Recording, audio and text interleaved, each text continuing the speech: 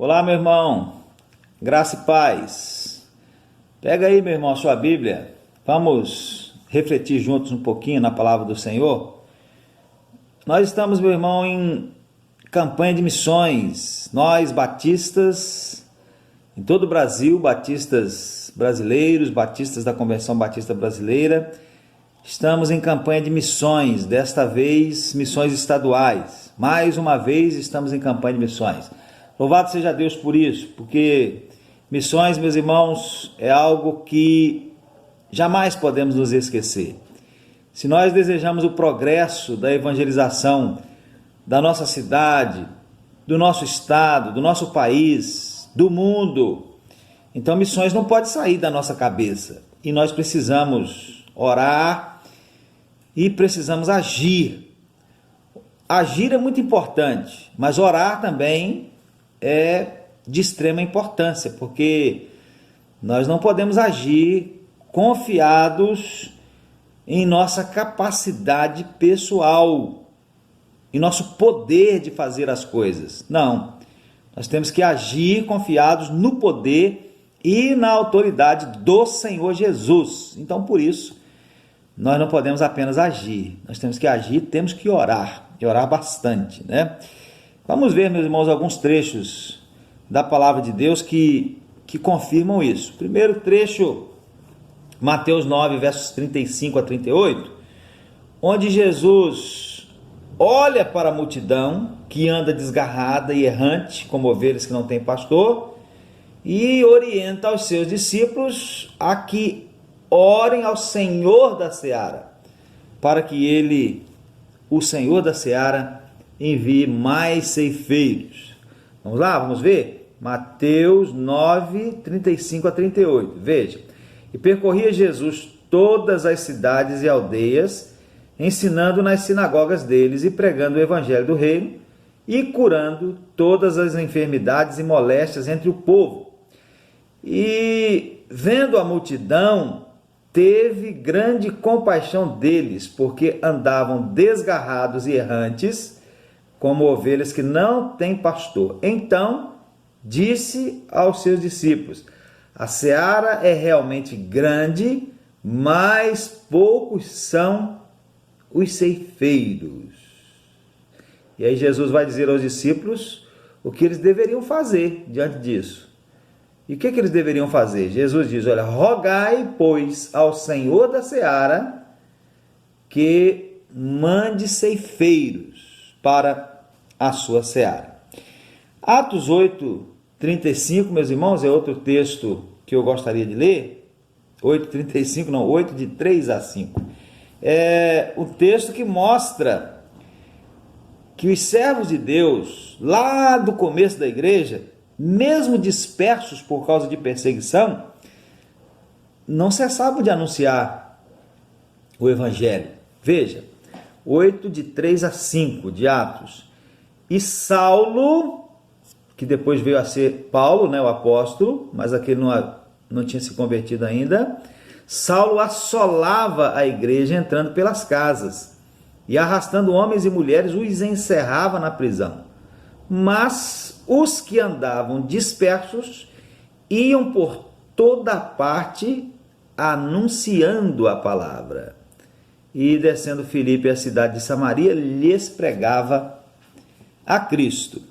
E veja ainda Mateus 28, versos 18 a 20, onde Jesus comissiona seus discípulos a pregarem o evangelho em todo o mundo, porque foi-lhe dado, a ele, Jesus, foi dado todo o poder no céu e na terra. E isso significava significa que nós devemos ser ativos na evangelização, porém confiados não em nossas capacidades naturais. Os discípulos deveriam pregar não confiados em suas capacidades naturais, mas sim no poder e na autoridade de Jesus. Veja como está escrito, Mateus 28, 18 a 20. E chegando-se Jesus, falou-lhes dizendo: é-me dado todo o poder no céu e na terra. Portanto, isto é, pelo fato de que é-me dado todo o poder no céu e na terra, então ide e ensinai a todas as nações, batizando-as em nome do Pai, do Filho e do Espírito Santo, ensinando-as a guardar todas as coisas que vos tenho mandado. E eis que eu estou convosco todos os dias até a consumação dos séculos. Então, confiantes no fato de que Jesus tem todo o poder no céu e na terra, deve-se ir a todo mundo anunciando o Evangelho. Então, missões não pode sair da nossa cabeça. E por isso mesmo eu quero refletir com os irmãos nessa oportunidade, dentro dessa temática.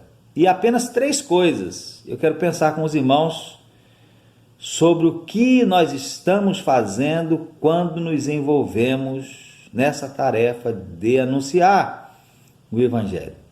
E a primeira é, meus irmãos, que quando nós anunciamos o Evangelho, nós estamos fazendo manifesto o amor de Deus, o grande amor que Deus tem por nós. Vamos ver alguns trechos da palavra de Deus que falam sobre o amor de Deus. Primeiro que eu quero citar para os irmãos é João 15, verso 13, onde Jesus diz assim: ninguém tem maior amor do que este, de dar alguém a sua vida pelos seus amigos. E lá em Romanos 5:8, diz que Deus prova o seu amor para conosco em que Cristo morreu por nós, sendo nós ainda pecadores, inimigos, portanto, porque nós estávamos afastados dele por causa do nosso pecado. Então ninguém tem maior amor do que este, de dar alguém a sua vida pelos seus amigos. Mas Deus prova o seu amor para conosco em que Cristo morreu por nós quando nós ainda éramos inimigos, éramos pecadores. Então o amor de Deus é muito grande.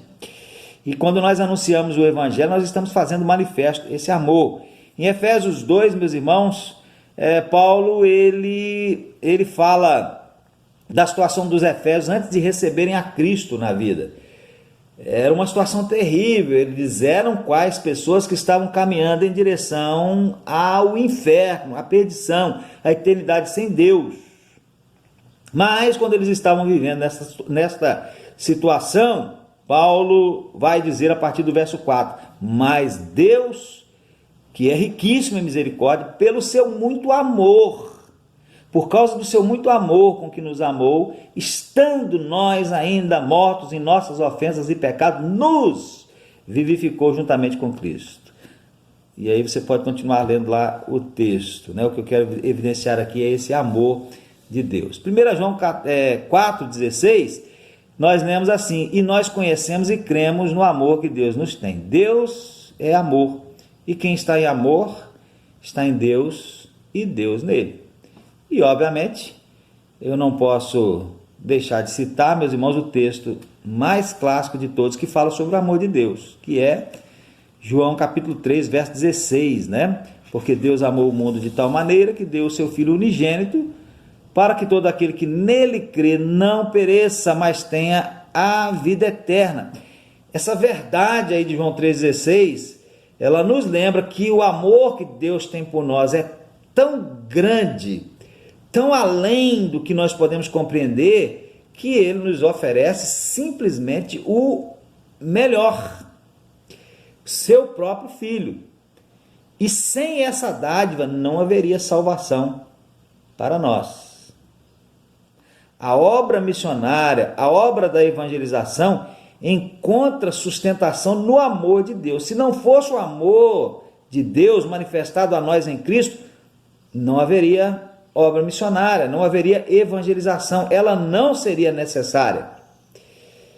Então, quando nós anunciamos o Evangelho, o que nós estamos fazendo? Em primeiro lugar, nós estamos fazendo manifesto esse amor que Deus tem por nós. Então vamos evangelizar, meus irmãos, vamos falar de Jesus, vamos fazer a obra missionária por todos os meios, vamos anunciar ao mundo que Deus nos ama, que Deus nos ama, e nos ama muito, né, a ponto de dar o seu próprio Filho para morrer na cruz por nós.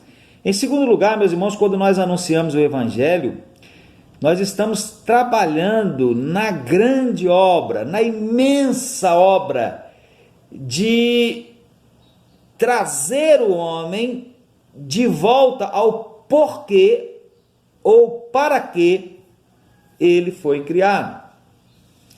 Eu quero crer, meus irmãos, que todos sabemos pelo menos um pouquinho sobre Deus e os atributos de Deus. Pelo menos um pouco, nós sabemos, né? Ninguém vai dizer aí que sabe tudo, né? Tem alguns irmãos que podem saber muito, mas ninguém sabe tudo sobre Deus. Mas um pouco todos nós sabemos sobre Deus e seus atributos. E que um dos seus atributos é a eternidade. Deus é eterno. O que significa isso? Nesse caso, no caso de Deus, significa que ele não tem nem início e nem fim, nem começo nem fim. Ele é eterno, tanto para trás quanto para frente. Sempre existiu e sempre vai existir. Deus é eterno. O universo, entretanto, meus irmãos, sabemos, foi criado por esse Deus que é eterno. O universo não é eterno. O universo foi criado por esse Deus que é eterno. Os homens da ciência de todos os tempos têm diligentemente procurado descobrir como se deu o início do universo. Como é que surgiu? Como que aconteceu o início de tudo aquilo que hoje existe? Esse é o foco da ciência. Mas o foco cristão é outro. Nós cristãos não estamos ocupados em como, porque como nós já sabemos. Pela fé, né? Foi Deus quem criou, lá em Gênesis, logo no início lá. Então, o nosso foco, nós temos que estar ocupados não em como, mas em o porquê de tudo que Deus criou. Deus certamente, meus irmãos, não foi obrigado a criar o universo, mas ele teve um objetivo, ele teve um porquê ao fazer. Vamos analisar isso um pouquinho, olhando para alguns versículos da palavra de Deus. Romanos 11:36 diz assim, olha, porque dele, por ele e para ele são todas as coisas. Glória, pois, a ele, eternamente. Amém. Colossenses 1:16 diz assim, porque nele, esse ele aqui é Jesus, né? Foram criadas todas as coisas que há nos céus e na terra, visíveis e invisíveis, sejam tronos, sejam dominações, sejam principados, sejam potestades. Tudo foi criado por ele e para ele. Salmo 19:1, os céus, obra da criação de Deus, né? Manifestam o quê? Manifestam a glória de Deus. E o firmamento anuncia a obra das suas mãos. Isaías 43:7, Deus falando sobre o seu povo, diz assim, olha, a todos os que são chamados pelo meu nome, que os criei para a minha glória, eu os formei. Sim, eu os fiz. Então a gente percebe, meus irmãos, por textos como esse, que tudo foi criado por Deus para si mesmo, para a manifestação da sua glória. Jonathan Edwards, meus irmãos, ele dizia que o fim supremo, ou a finalidade suprema de todas as obras divinas é a glória de Deus. João Calvino, diz Russell Shedd no livro Fundamentos Bíblicos da Evangelização, apresenta 3 metáforas que nos ajudam a pensar nesse fato.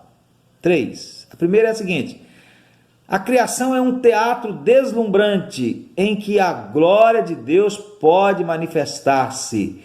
Devemos corresponder à majestade e ao poder de tudo quanto ele fez com aplausos e louvores. Aplausos e louvores. Segunda metáfora de Calvino: a criação é um espelho que nos faz lembrar de que só podemos conhecer a Deus pelo seu reflexo. Nem mesmo uma criança que não saiba ler confundirá uma pintura com a pessoa que lhe serviu de modelo, podendo facilmente identificar quem é a pessoa do retrato. Terceira metáfora: a criação é a vestimenta de Deus. Como ele é invisível, faz da criação as suas roupas para mostrar que ele está presente, de fato, e que a sua glória é grande, né? Então, as coisas criadas, todo o universo foi criado para a manifestação da glória de Deus. Teve um porquê, teve um objetivo. Agora, meus irmãos, se todas as coisas têm como objetivo a manifestação da glória de Deus, todas as coisas que você vê, né, por aí, aquela flor muito bonita que desabrochou lá na sua casa, lá no seu quintal. Agora nessa pandemia, as mulheres, principalmente, né, pegaram a mania aí de cultivar plantas. Então essas plantas tem um momento que sai aquela flor linda, e tira fotografia. Aquela flor maravilhosa tem como objetivo a glória de Deus. E se aquela flor, se as coisas que você contempla na natureza, os passarinhos, né, as aves de uma forma geral, os animais, tem como objetivo a manifestação da glória de Deus, o homem, então, muito mais ainda. Por quê? Porque o homem foi criado à imagem e semelhança desse mesmo Deus. E ao homem, unicamente ao homem, foi dada a capacidade de glorificar a Deus por sua própria vontade. As demais obras da criação glorificam a Deus, mas não por vontade própria, porque levantaram de manhã pensando assim, não, hoje eu vou glorificar a Deus. Só o homem tem essa capacidade de glorificar a Deus por sua própria vontade. Mas, meus irmãos, o homem foi criado assim, mas nós sabemos o que aconteceu, né? O homem desviou-se do propósito, desse propósito para o que Deus o criou, e também perdeu, se não totalmente, grande parte dessa imagem e semelhança de Deus. Entretanto, o objetivo de Deus para o homem continua de pé, e por isso o plano de Deus para a sua salvação, a salvação do homem. Um homem salvo é um homem que foi recriado em Jesus Cristo, e o objetivo dessa recriação é que esse homem manifeste a glória de Deus. Então, lá no passado fizeram uma pergunta: qual o fim principal do homem? E a resposta que foi dada a essa pergunta, baseada nas Escrituras, foi a seguinte: o fim principal do homem é glorificar a Deus e alegrar-se nele para sempre. Então essa é a finalidade principal, minha e sua: glorificar a Deus e nos alegrarmos nele, em Deus, para sempre.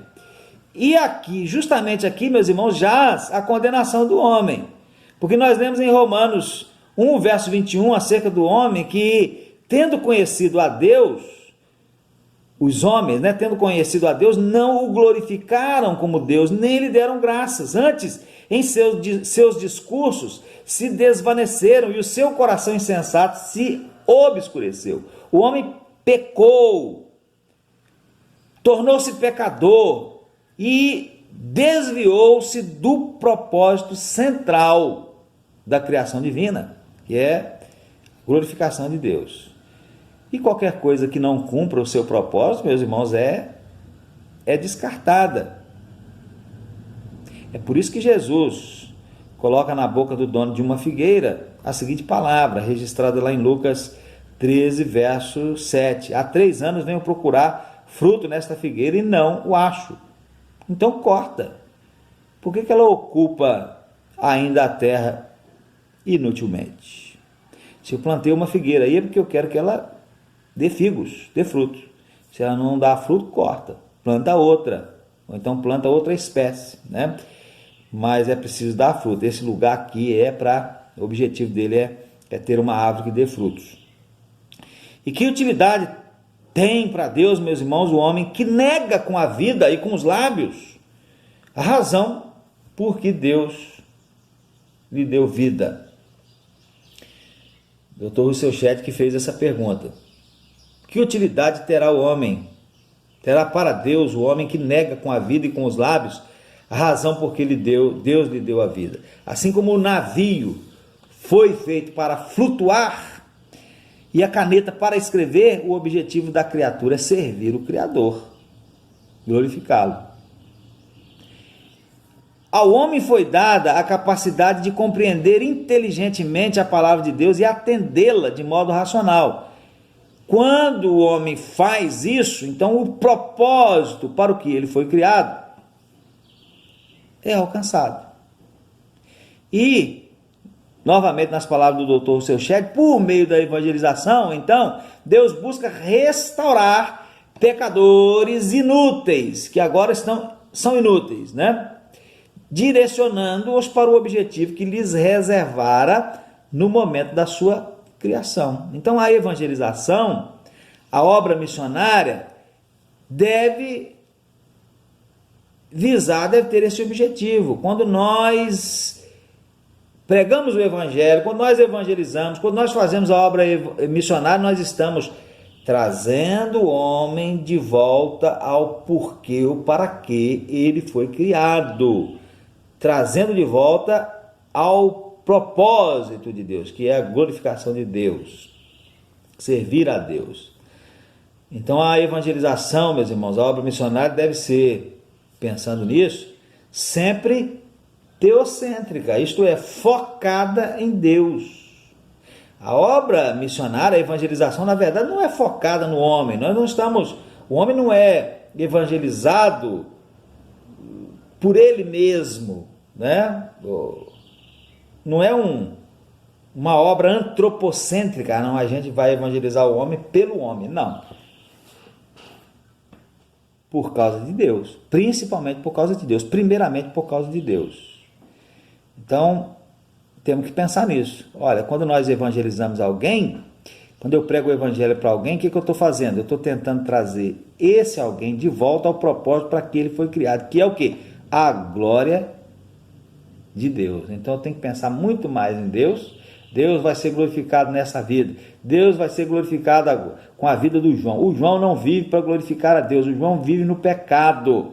O João vive envergonhando, enlameando o nome de Deus. Mas eu vou evangelizar o João vai receber a Jesus, vai passar a ser um servo de Deus, e o João vai voltar a ser alguém que glorifica a Deus. A Maria também, o Zé também, o Manuel também. Então, meu pensamento está voltado muito mais para Deus do que para o homem em si. Então, maior mesmo, até mesmo do que a salvação em si, por si mesma, de qualquer pessoa, a glória de Deus é a glória de Deus, e a glória de Deus é o grande objetivo. Então, quando eu evangelizo, quando a gente prega o evangelho, nós estamos fazendo isso, procurando trazer o homem de volta ao porquê ou para que ele foi criado. E em terceiro lugar, e último, né, quando nós anunciamos o evangelho, nós estamos trabalhando na tarefa de promover a alegria. O nosso Deus é um Deus de alegria, meus irmãos, ou não? É um Deus de alegria. Basta você sair daí de dentro da sua casa, sair da frente da televisão, sair da frente do Facebook e vai para o quintal, vai para a natureza. Vai lá para você ver as cores, veja os passarinhos cantando, veja o sol brilhando. Você vai ver que o nosso Deus é um Deus de alegria. A natureza é alegre. A natureza na sua forma boa, né? Que às vezes o homem vai lá e interfere, aí fica aquele ambiente triste. Mas quando ela está normal, ainda que muito contaminado pela pecaminosidade humana, manifesta alegria, evidencia, esbanja alegria. O nosso Deus é um Deus de alegria. A natureza esbanja alegria, né? Davi, meus irmãos, no Salmo 16, verso 11, ele se expressa dizendo assim: na tua presença há abundância de alegrias, a tua mão direita há delícias perpetuamente. Que maravilha! Tanta gente buscando alegria, né? Olha aí que diz a palavra de Deus: na tua presença, basta ficar na presença de Deus, na tua presença há abundância de alegrias.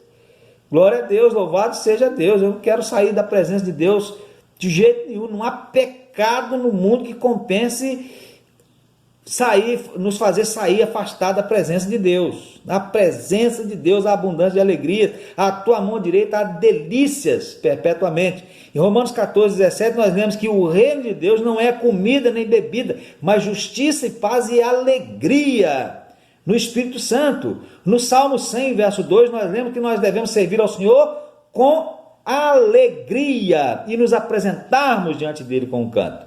Em Apocalipse 2,14, sobre os remidos, nós lemos que ao fim Deus vai enxugar dos seus olhos todas as lágrimas, e não haverá mais morte, nem tristeza, nem choro e nem dor. E poderíamos, meus irmãos, continuar citando mais algumas dezenas de textos da palavra de Deus que demonstram ser o nosso Deus um Deus de alegria.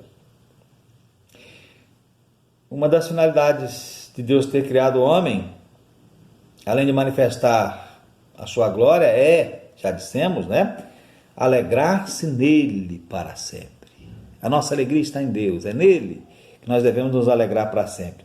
E quando o homem se converte, isso se torna então realidade na sua vida. A Bíblia aponta para essa alegria, meus irmãos, como sendo uma alegria de proporções cósmicas. O que é isso? Vou explicar para os irmãos. A alegria, primeiro a alegria no coração daquele que se converte, não é? O sujeito se converte, ele fica feliz da vida, fica alegre, fica contente. Ou não? Claro que fica. A alegria na igreja, ou não? Os irmãos não se alegram quando alguém se converte? Eu fico muito feliz. Eu queria todo domingo entrar no batistério para batizar pessoas que se converteram. É uma alegria muito grande. Mas também a alegria diante dos anjos de Deus. E o próprio Deus se alegra. Então é uma alegria de proporções cósmicas. Tem alegria no coração daquele que se converte, tem alegria na igreja, tem alegria diante dos anjos de Deus, e o próprio Deus se alegra. O irmão pode confirmar essa verdade em Lucas 15 e também Hebreus 12, verso 2. Agora, concluindo, meus irmãos, então, podemos dizer o seguinte: o amor de Deus alcançou você, ou não? Se não alcançou, pense seriamente nisso. Precisa abrir o seu coração para que o amor de Deus lhe alcance. Eu quero crer que o amor de Deus alcançou você. Deus quer que você viva para a glória dele, e ele o salvou para isso. Deus quer que você seja uma pessoa de coração alegre, e a manifestação da graça de Deus sobre a sua vida é a arma mais poderosa para o cumprimento desse objetivo divino. E essa arma sempre atinge o alvo. Mas Deus quer que você viva de uma maneira tal que o coração dele se alegre também em você. Então você se alegra nele, mas ele também quer se alegrar em você. Um exemplo, meus irmãos, de que Deus se alegra em nós quando nós vivemos uma vida santificada, a gente pode citar Jó capítulo 1, verso 1 a 8, você pode ler lá, Leia lá e veja, constate lá, veja lá se Deus não se regozijava em seu servo Jó. Então, Deus quer que você viva de uma maneira tal que o coração dele se alegre também em você. E outras pessoas também, meus irmãos, precisam ser alcançadas pelo amor de Deus, para viverem para a glória dele, para serem alegres e alegrarem o coração de Deus. E quando nós nos envolvemos na obra da evangelização, nós estamos buscando alcançar estas outras pessoas com esses objetivos. Responda para você mesmo, até porque você não pode responder para mim, a não ser digitando aí, escrevendo aí. Foi um anjo de Deus que desceu e testemunhou para você, pregou para você? Certamente que a sua resposta é não. Pode até acontecer, mas é uma raridade, As palavras ditas por alguém humano, ainda que sejam palavras de Deus extraídas das Escrituras, ou o testemunho de alguém humano, ou a leitura de um folheto que tanto foi confeccionado quanto distribuído por alguém humano, ou a leitura de uma Bíblia que lhe foi dada por alguém humano causaram um impacto em você, você se converteu. Alguém serviu de agente de Deus para você. Estou certo? Talvez haja alguma exceção, mas em geral, penso que é assim que acontece, não é? É assim mesmo. Pois então, agora, você precisa, alguém foi agente de Deus na sua vida. Talvez você nasceu dentro da igreja, então seus pais, né? Ou você se converteu depois, alguém. Sempre alguém. Alguém foi agente de Deus para a sua conversão. Agora você precisa ser o agente de Deus para outras pessoas. O que você tem feito? O que você tem feito? Meus irmãos, nós precisamos nos envolver nessa tarefa, nessa obra da evangelização. E quando nós anunciamos o evangelho, nós estamos fazendo tudo isso, fazendo manifesto o amor de Deus, estamos trabalhando na tarefa de trazer o homem de volta ao porquê ou para que ele foi criado, e estamos trabalhando na tarefa de promover a alegria de proporções cósmicas. Meus irmãos, que Deus abençoe e que o Espírito nos impulsione a nos envolvermos sempre nessa tarefa tão grande, tão maravilhosa, que é a tarefa da evangelização. Amém. Deus seja contigo, Deus seja com a tua vida, Deus seja com todas as suas circunstâncias, Deus seja com a sua saúde, o seu trabalho, com a sua família, com a sua vida cristã. Deus abençoe.